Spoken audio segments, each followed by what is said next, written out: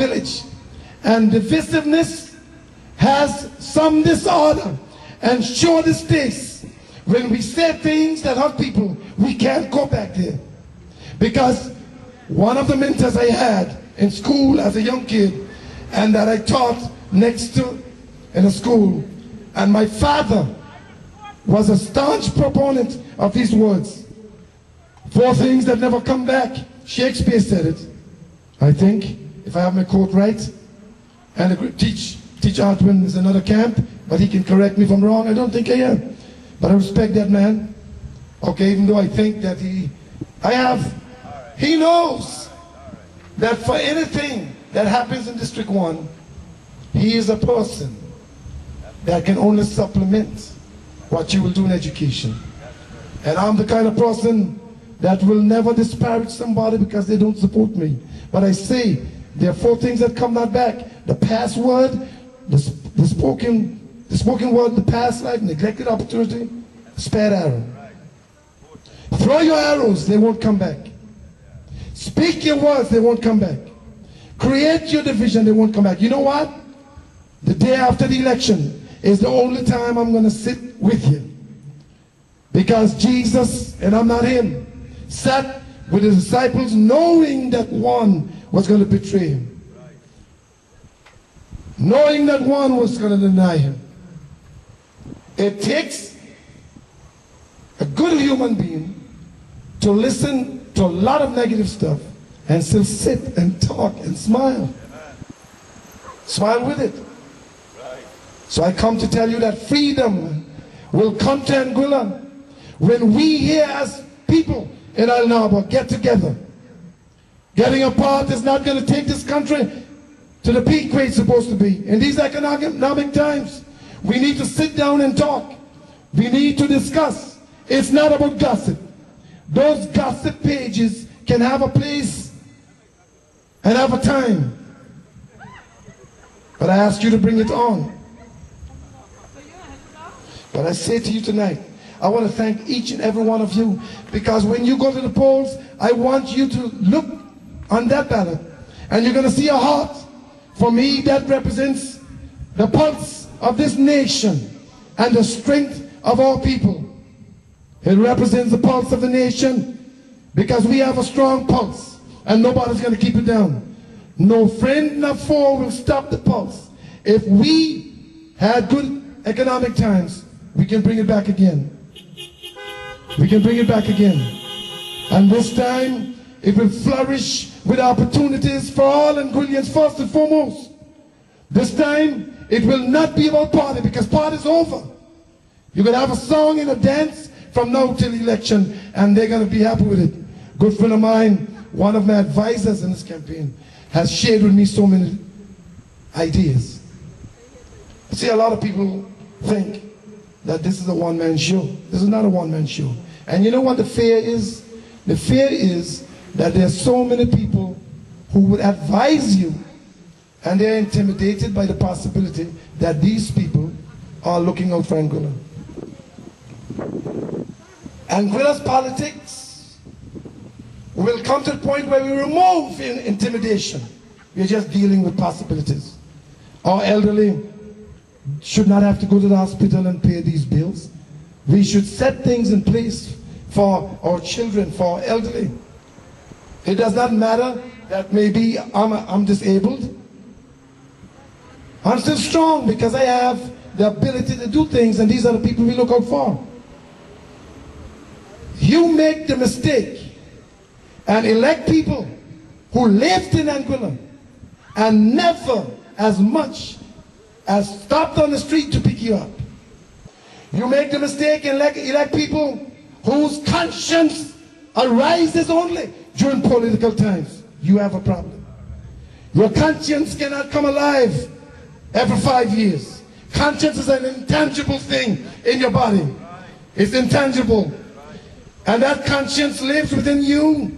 And when you see your brother on the street walking, your vehicle is not too clean to pick him up.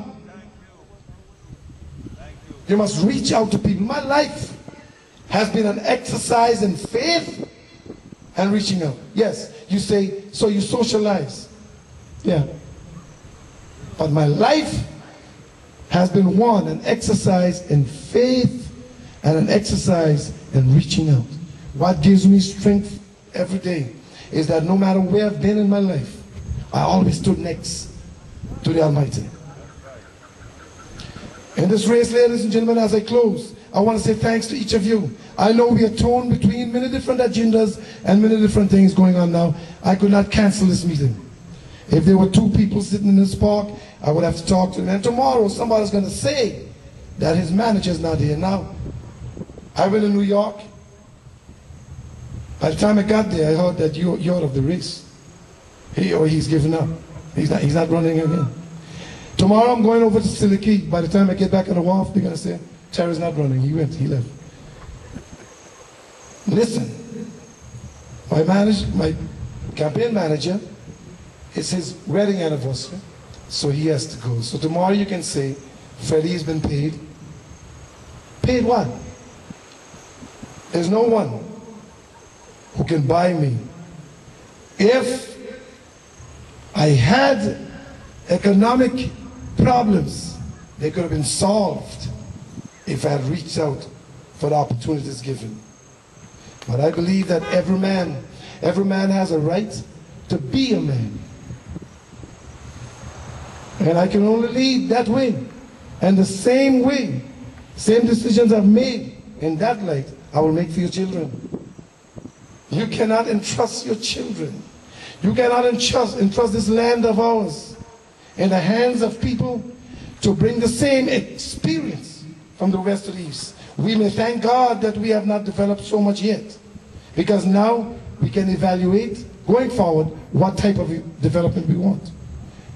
It is good that we would have developers here, but my position in government will be to look out for Anguilla.